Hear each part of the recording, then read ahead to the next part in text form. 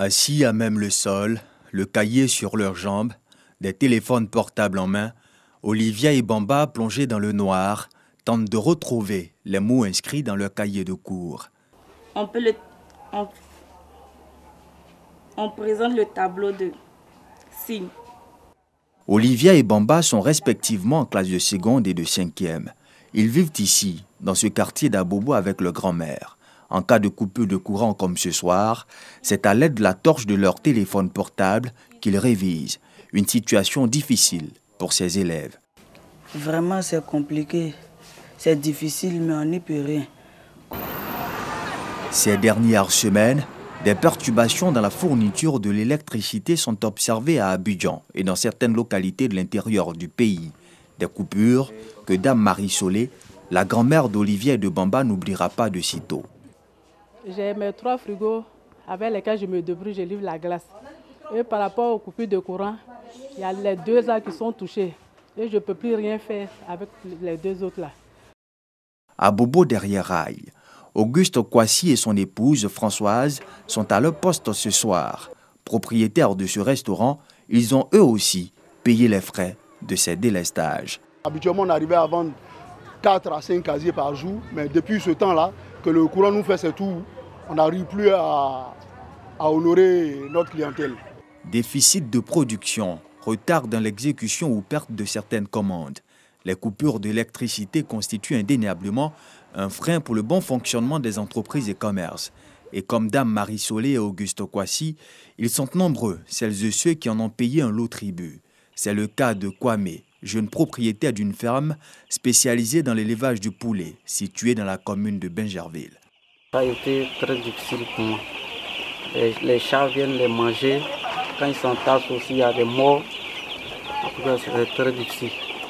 Qu'est-ce qui explique ces délestages? Dans un communiqué officiel en date du 5 mai dernier, la compagnie ivoirienne d'électricité, compagnie en charge de la distribution et l'exploitation de l'énergie en Côte d'Ivoire, en donne les raisons. Selon elle, ces perturbations sont dues au manque d'eau dans certains barrages hydroélectriques et à la non-réalisation des investissements prévus dans la production d'énergie thermique du fait de la crise sanitaire à coronavirus. Pourtant, la Côte d'Ivoire vend son électricité à plusieurs pays de la sous-région. Selon les instances nationales de production d'énergie, le pays exporte environ 15% de sa production nationale brute vers le Ghana, le Togo, le Mali, le Burkina Faso, le Libéria, la Guinée et la Sierra Leone. Une commercialisation qui serait, selon une partie de la population, à la base de ces délestages récurrents. Nous qui sommes en Côte d'Ivoire ici, Ivoiriens, on n'a pas d'électricité. Et puis on la vend à l'extérieur. Bon, c'est ce qui est un peu... on ne comprend pas. On en avait assez. Donc on peut aussi donner aux autres. Mais aujourd'hui, vous voyez que ça ne va pas.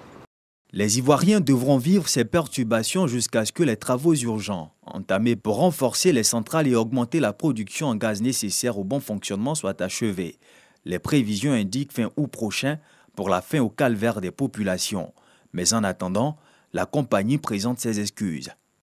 La compagnie ivoirienne d'électricité présente ses excuses pour les désagréments que cette situation occasionne et se tient à la disposition de sa clientèle pour toute assistance.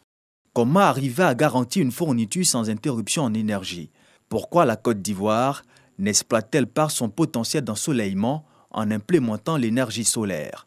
En tout cas, pour David Hachi, directeur de société et président de l'Association des professionnels des énergies renouvelables de Côte d'Ivoire, l'énergie solaire est une autre source fiable d'électricité que le pays gagnerait à exploiter.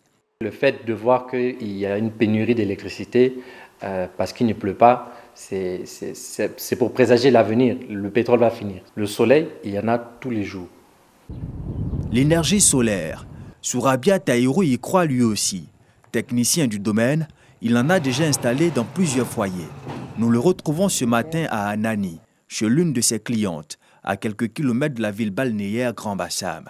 Ces visites d'entretien, le technicien les effectue tous les trimestres ou après chaque forte pluie pour s'assurer que l'ensemble du matériel est bien fonctionnel.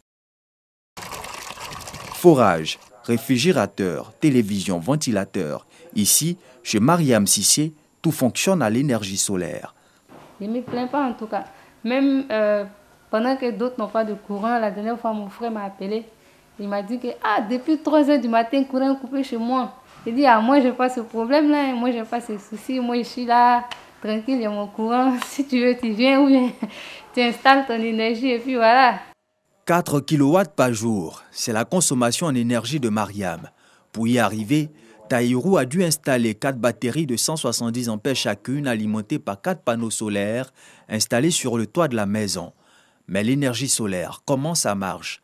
3 éléments sont nécessaires. Des panneaux solaires, un onduleur et un compteur.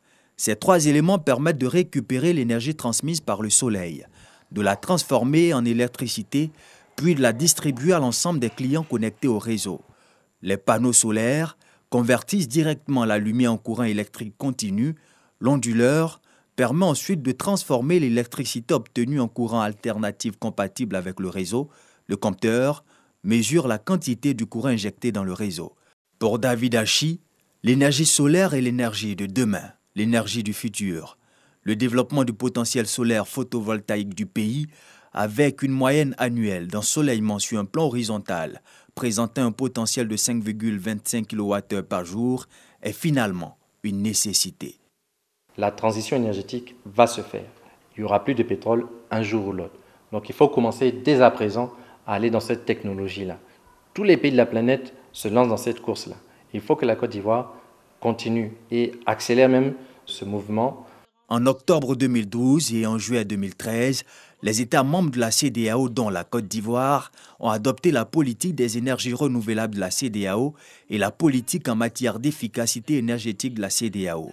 Objectif de ces projets, développer des plans d'action nationaux en matière d'énergie renouvelable afin d'assurer une autonomie énergétique. Mais depuis, les lignes n'ont pas véritablement bougé. Investir dans toutes les énergies renouvelables est aujourd'hui une urgence pour garantir une bonne fourniture aux consommateurs, ce, au vu des perturbations enregistrées ces derniers jours qui ont causé d'énormes désagréments dans les ménages ivoiriens. Pour l'heure, la part de l'énergie solaire dans le mix énergétique atteint à peine les 5%. L'énergie thermique est lui à 70% et 25% pour l'hydraulique. Découverte macabre en Chine. Des chiots et des chatons à l'agonie dans les colis. 160 animaux de moins de 3 mois, suffocants ou morts asphyxiés. Le pays connaît un engouement pour les boîtes mystères. Le principe, acheter en ligne un cadeau dont on ignore le contenu. Des pochettes surprises qui posent problème s'agissant d'animaux vivants. En Chine, ce type de livraison par colis est interdit par la loi.